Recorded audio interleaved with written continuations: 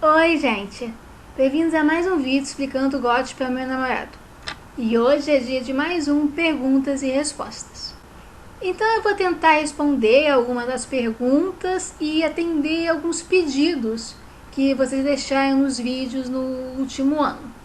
Eu acho que esse Perguntas e Respostas não vai ser tão abusivamente grande como o anterior, mas vamos ver. A primeira pergunta é da Ana Luísa Bendão e quer saber quanto tempo se passou desde a primeira temporada de Game of Thrones. É muito difícil cravar uma resposta certinha para essa questão. Eu, na verdade, acho que nem os roteiristas podem realmente acertar no alvo quanto ao tempo que se passou na história que eles mesmos escreveram, que é meio incrível, mas ok.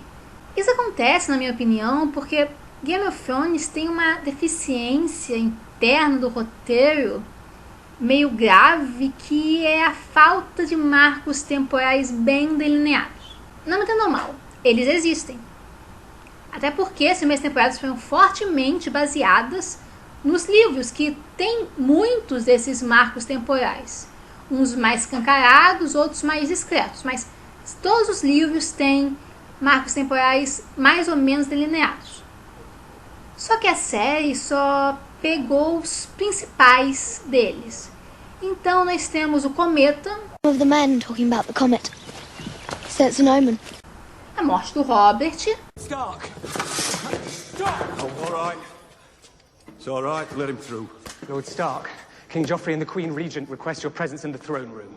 King Joffrey? King Robert is gone. The gods give him rest. A morte do Joffrey. He's choking! Help the poor boy! Idiots, help your king! Move away!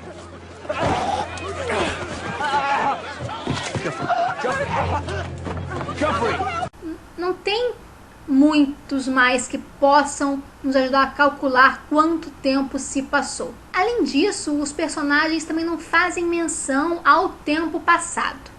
Eu lembro de um capítulo nos livros que a Daenerys comenta que ela chegou a Qarth cerca de 6 meses antes.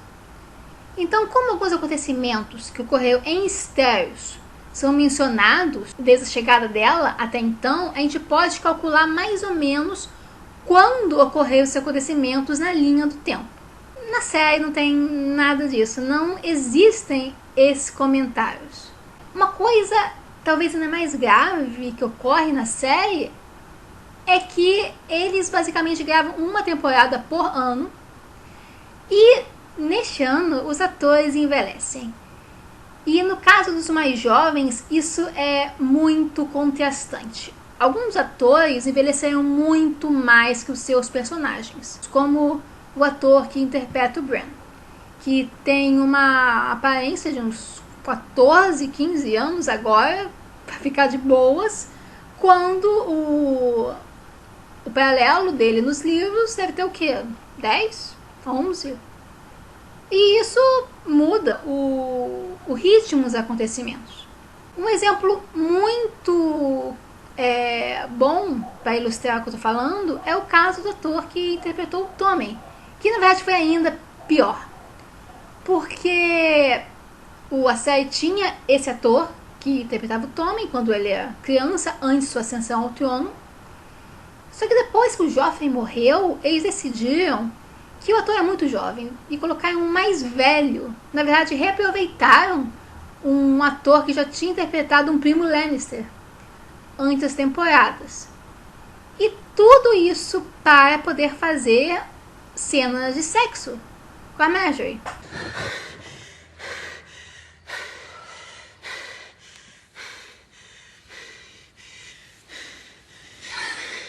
Did I hurt you? No, you are lovely. It all happened so fast. Yes.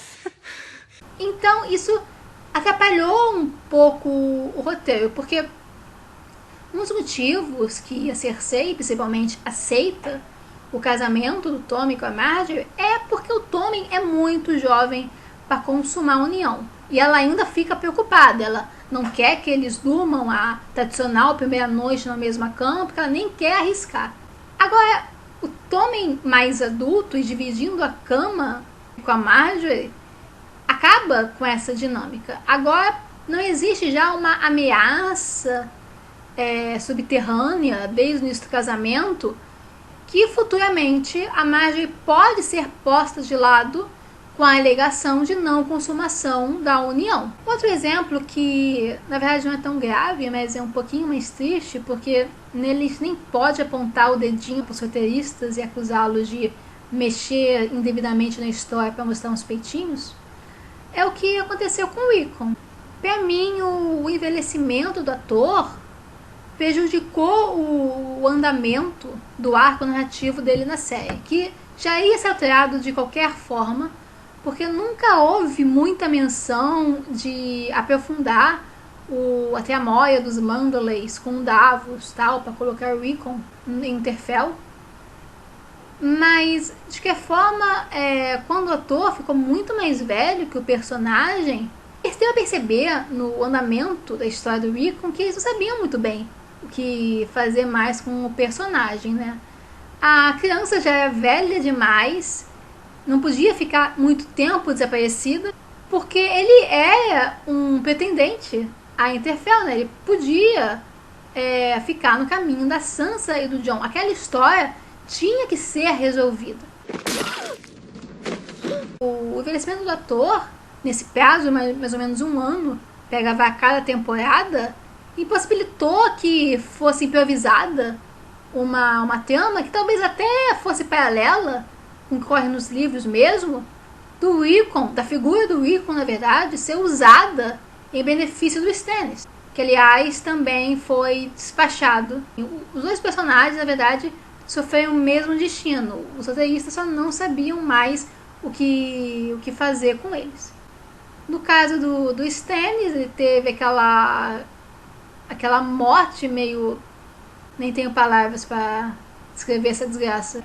E o Rickon, que foi trazido de volta para entrar na história da Sansa, ou, na minha opinião, eu acho mais provável que nem tenha sido tanto isso, mas na verdade que todo o arco da Sansa, o casamento dela com Ramsay, foi feito para trazer o Rickon de volta, por esse motivo expresso, e então matá-lo e acabar aquela história de uma vez. Esses são só poucos exemplos, na verdade, do perigo que foi esse afastamento tão súbito do material original.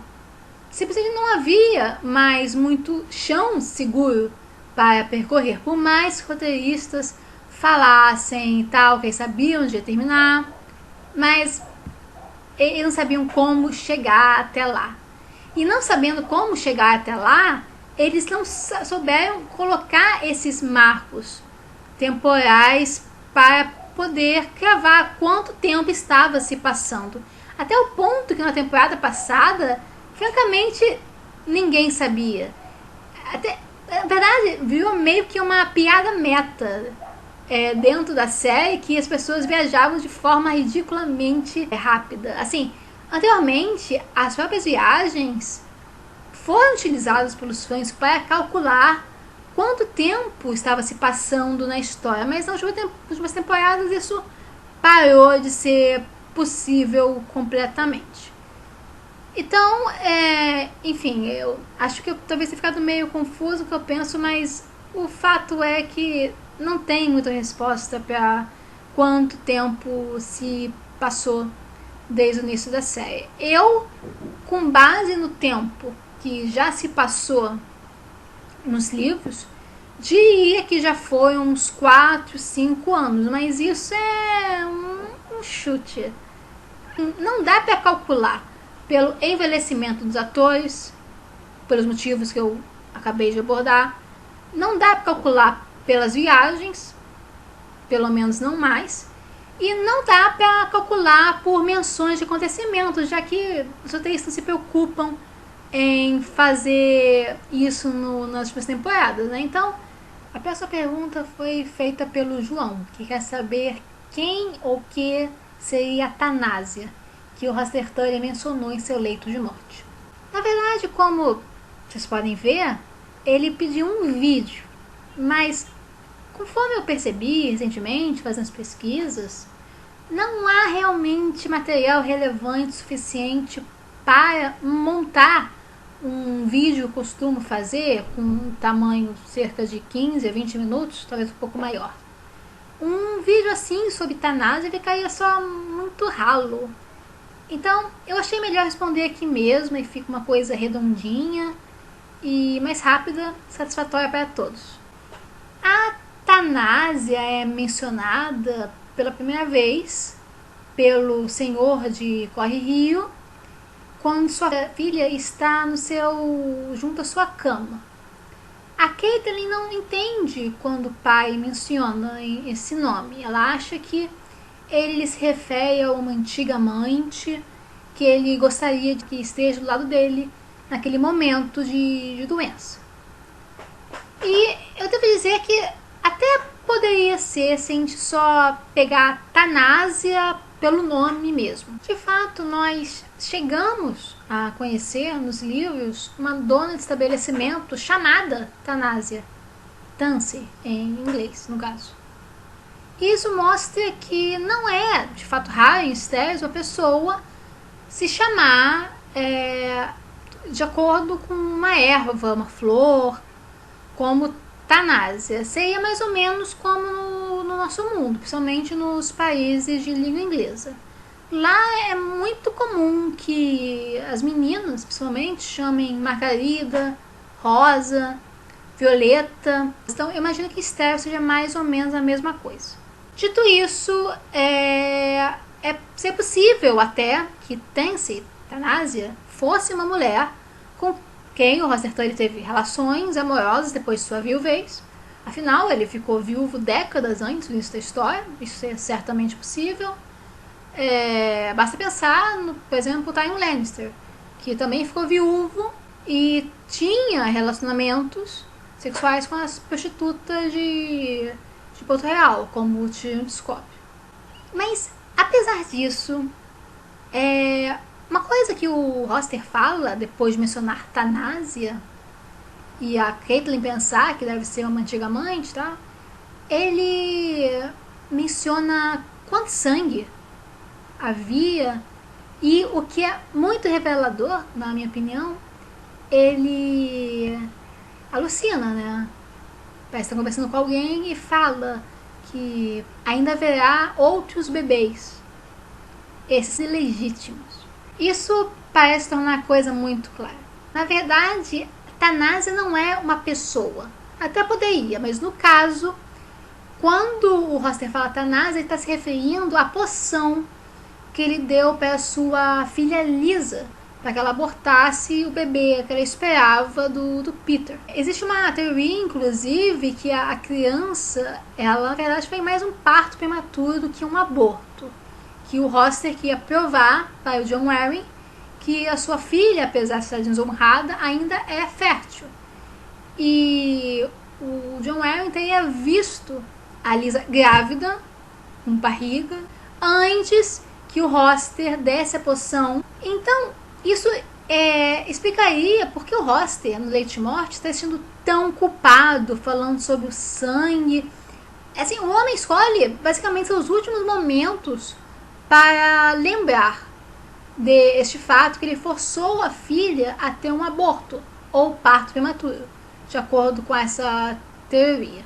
Se for, de fato, um parto prematuro, eu imagino que tenha sido muito mais impactante tanto para a Lysa quanto para o Hoster. Hoster quer que essa filha casasse com um nobre, não com um pequeno senhor, como Peter, mas ele certamente teria um sofrimento muito grande ao ver a filha despedaçada com a perda do seu bebê, que ela já é o seu grande amor. A Lysa menciona mais tarde, na verdade, que ela não tinha ideia do que estava tomando. O Hoster deu para ela sem mencionar o que de fato era.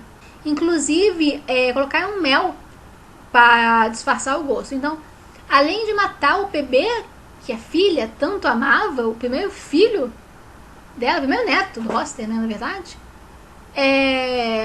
para todos os sentidos, o Hoster matou uma criança, causou o sofrimento da sua filha, e deve ter sido uma cena horrorosa que nunca deve sair da cabeça dele, de fato, e isso foi feito basicamente para conseguir um bom casamento para a segunda-gênita. Se essa teoria for de fato, nada me surpreende que o Hoster estivesse falando de eutanásia como erva abortiva no seu leito de morte. Mas é claro que a teoria mais comum, que o Hoster deu chá nas primeiras semanas para a Lisa perder o bebê antes que tivesse barriga, certamente pode ser verdadeira. Então, no caso, o Hoster sofreria não pela cena terrível que testemunhou com o parto prematuro, mas sim muito mais pelo sofrimento da própria filha e presumo até mesmo a quebra da relação entre ambos, porque depois de tomar o chá, a Lisa certamente saberia o que o pai deu para ela tomar e não vejo como a Lisa jamais perdoaria. A próxima pergunta foi feita pelo Gil e ele quer saber o que eu acho ou espero que vai ser diferente nos próximos livros em relação à série televisiva. Bem, eu já falei sobre isso na minha resposta à pergunta da Ana Luísa e basicamente eu acho que tudo vai mudar. É verdade que os eventos finais vão permanecer os mesmos. O problema vai ser mais o percurso. Então, vamos citar uma situação hipotética. Vamos supor que no final a Daenerys morra, o Jon também morra, mas o filho dele sobreviva como soberano dos Sete Reinos, com o Tyrion como regente. Tá. Então, nos livros da série vai ter o mesmo final. A criaturinha lá, vamos supor que chama Aemon, vai ser rei lá dos Sete Reinos. Mas como isso aconteceu? Qual foi o percurso? Para citar grandes acontecimentos. Como o Jon morreu? Nos livros, ele morreria numa grande guerra complexa contra os outros, que na verdade não seriam realmente malvados, não seriam tão malignos, beleza? E na verdade ele tentou fazer uma paz entre eles, não deu certo, ele acabou morrendo. Suponho que seja isso. Nos livros, somente seria uma coisa muito mais barata, no final assim. Os outros são o absoluto mal da humanidade. O grande herói Jon Snow, Azor Ahai, faleceu tentando deter a entrada deles em Porto Real. São exemplos bem idiotas, mas eu acho que dá para entender o que eu quero dizer. O percurso para chegar a esse final me parece que é o mais importante, sim. As Crônicas do Gelo e do Fogo são histórias complexas, são arcos difíceis. Aí a série, até mesmo para poder repassar tudo isso em uma nova mídia, simplificou muito a coisa e demais, na minha opinião, nas últimas temporadas. Então, para apresentar o final devidamente, ele, assim, se ele não sair meio destruído em relação ao original, eu vou ficar francamente surpresa. A próxima pergunta é do Leonardo Machado, que na verdade é uma sugestão de vídeo, outra, no caso sobre Ponto Tempestade ou as rebeliões Blackfyre. Eu vou fazer um vídeo, provavelmente uma série de vídeos sobre a rebelião Blackfyre. Eu juro, eu sei que eu prometi já isso, mas eu vou fazer, é que eu não sabia muito bem como lidar com o tema, mas eu acho que eu estou encontrando um caminho e o vídeo provavelmente vai sair no ano que vem, quando eu vou fazer vários vídeos, espero, sobre a história de Estéreos. Mas antes de fazer essa série, eu não sei quanto tempo vai demorar, eu acho melhor responder a primeira parte da sugestão, que é sobre Ponta Tempestade. Talvez eu realmente apareça um vídeo sobre Ponta Tempestade aqui, um pouco maior, tradicional, dos 15, 20 minutos, mas eu não podia deixar de falar sobre a questão, porque eu acho que Ponta Tempestade é uma grande interrogação nas Crônicas de Gelo e Fogo.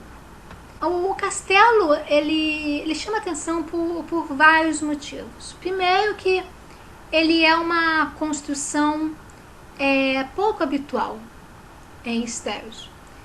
A sua fachada exterior é totalmente lisa, o encaixe das pedras é perfeito, sem nenhuma abertura, nada passa por ali, por menor que seja.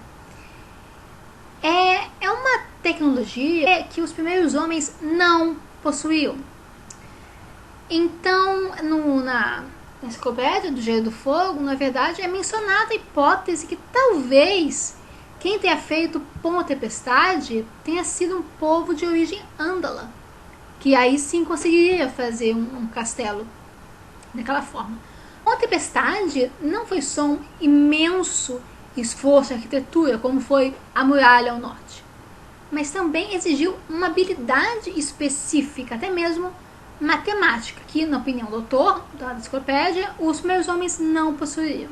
A lenda construiu Pão Tempestade, o Turhan, o primeiro rei daquelas terras, junto com o Brandon, o construtor. Eles eram primeiros homens, em essência. O Turhan seria o principal construtor. Ele, quando é jovem, roubou a sua noiva. Ela é filha de dois deuses, o deus do mar e o deus do vento, acho.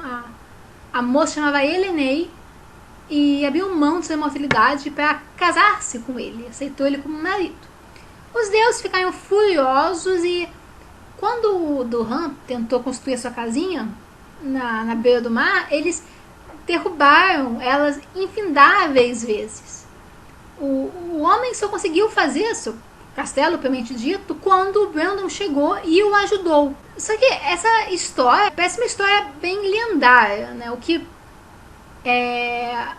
fortifica a hipótese do autor, que na verdade quem construiu Pão Tempestade foi uma série de reis chamados Turhan, que são unificados como um só porque eles têm o mesmo nome. Assim, é uma tradição nomear o herdeiro do trono com o nome do fundador da dinastia.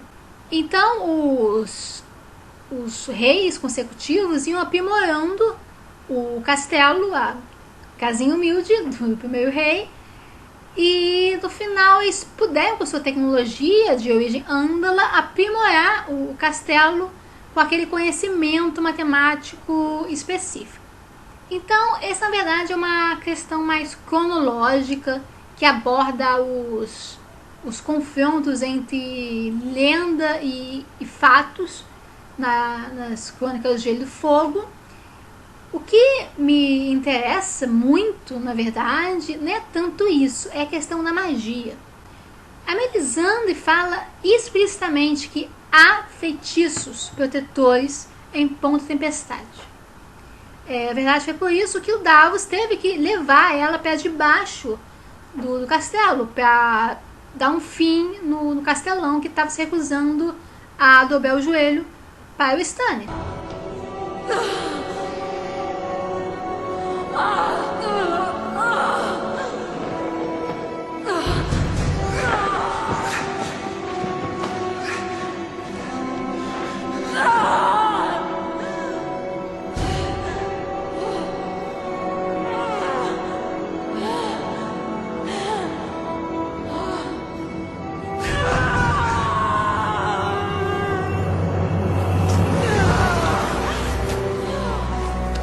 E ela falou que só podia fazer isso embaixo porque lá de fora o feitiço seria parado pelos proteções que lá estavam. Melisandre fala que os feitiços são velhos, sim, mas ainda estão no lugar e são muito protetores. Que a magia que ela fizesse, feitiço, Paranauê, fosse o que foi, não entraria dentro do castelo. A questão é, que feitiços são esses? Que proteções são essas? Quando elas foram colocadas? Ainda pelos primeiros homens? Eu acho tudo isso muito intrigante, até porque eu não sei, talvez Pão Tempestade tenha um papel a desempenhar na guerra contra os outros. Será que essas proteções que fizeram a Melisandre ter que ir para debaixo do castelo para dar luz sobre a sombra protegeria um castelo contra os outros também de uma hipotética invasão? Então, nesse caso, o que aconteceria para isso ser descoberto? Se é que personagens significativos se refugiariam em Ponta Tempestade? Será que talvez algum sobrevivente da casa Baratheon mesmo descubra essa propriedade de Ponta Tempestade? Eu acho que é um castelo que tem muita promessa para o futuro da história, e eu estou até mesmo ansiosa para ver o que vai acontecer mais adiante, porque com todas as informações não é possível que a última aparição dele seja quando o jovem Grife o tomar no próximo livro, supostamente. O próximo comentário é da Teresa Cristina, que faz comentários muito interessantes sobre a suposta vilania dos outros porque eles matam pessoas, sendo que os humanos daquele mundo fazem as mesmas coisas com tanta brutalidade quanto, inclusive, os personagens mais amados. Aí no final ela me pergunta se eu acompanho o Preston Jacobs, já que eu tenho pensamentos alinhados com os dele. Eu devo dizer que isso não é absolutamente à toa. O Preston é uma enorme influência para mim. Ele foi o primeiro youtuber, na verdade, que eu conhecia que teorizava sobre as Crônicas de Gelo e Fogo. Se ele não existisse, eu totalmente não estaria aqui agora, para o mal ou para o bem. Ele que me fez ficar interessada no subterrâneo da história. Sendo bem sincera, eu tinha sido um pouco forçada a ler os livros, porque várias pessoas tinham me empurrado durante tanto tempo. Fernanda, você vai amar os livros, a sua cara, tal. E eu resistia na prerrogativa de, não, é muita coisa para ler, eu não quero fazer esse compromisso. O que, na verdade, é uma coisa bem sensata de se falar depois que você percebe o tamanho da confusão que entrou. Aí eu li os livros, eu amei os livros, engoli praticamente todos os volumes em poucos meses. E pouco tempo depois eu conheci o Preston e outro youtuber também, que é uma enorme influência, é o Shift X.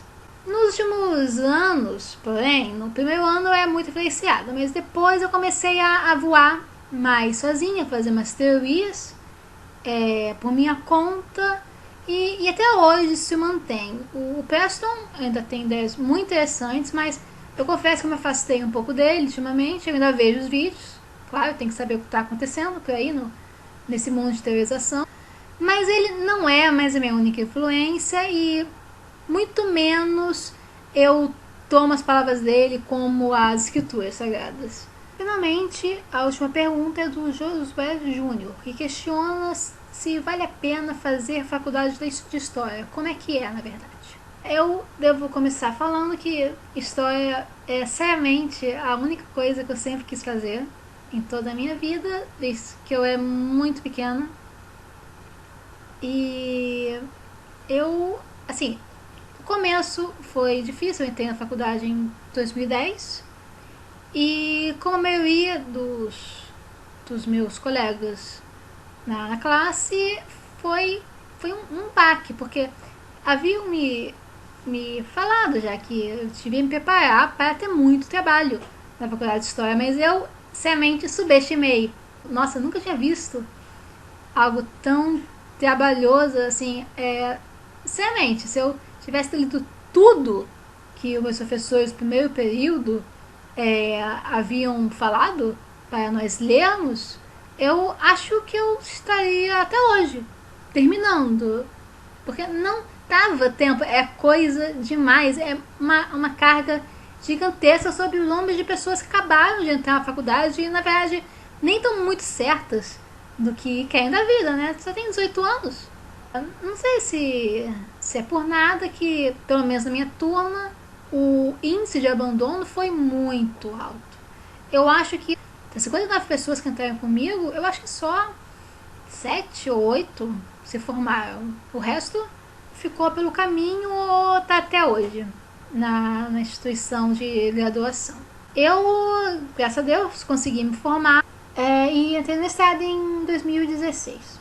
É fácil se desesperar no mestrado de História, porque, novamente, muita cobrança e Quando você é no mestrado, os professores não te tratam mais como uma graduanda. No mestrado, você oficialmente virou adulto e agora você deve agir de acordo. Não tem mais perdão. Eu gosto de estudar, na verdade, assim. Com todos os pesares, eu ainda gosto muito de estudar, eu ainda gosto muito de história. Acho que eu teria feito tudo novamente.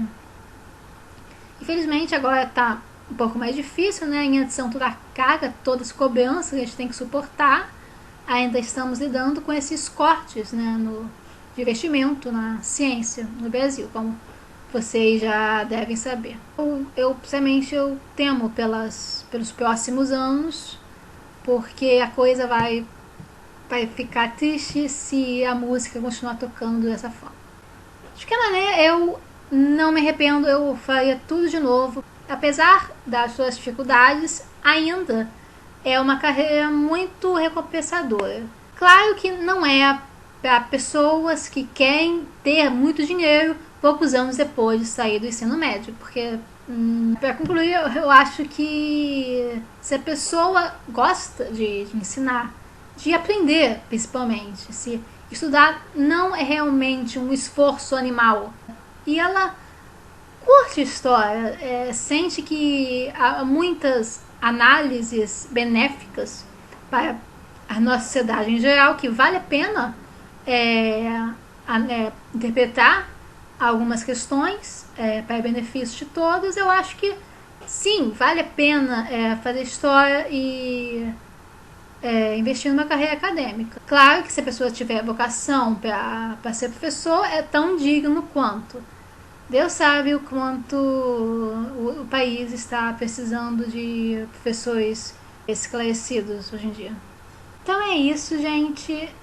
Eu gosto muito de gravar o Perguntas e Respostas. Eu acho que é uma chance, né, de sair daquele roteiro e ser um pouco mais natural, mais livre, abrir o coração. Às vezes até. De que forma, se gostarem desse vídeo, curtam. Se quiserem mais vídeos como esse, é só escrever aqui embaixo. Não deixem de ativar as notificações para continuar seguindo o canal sempre, não perder um vídeo só. E não deixem de deixar suas perguntas abaixo, sugestões para vídeos. E se quiserem me ajudar com o meu projeto para tornar o canal de maior qualidade, só acessar o Patreon ou o Apoie-se aqui embaixo e fazer uma doação. Beijo.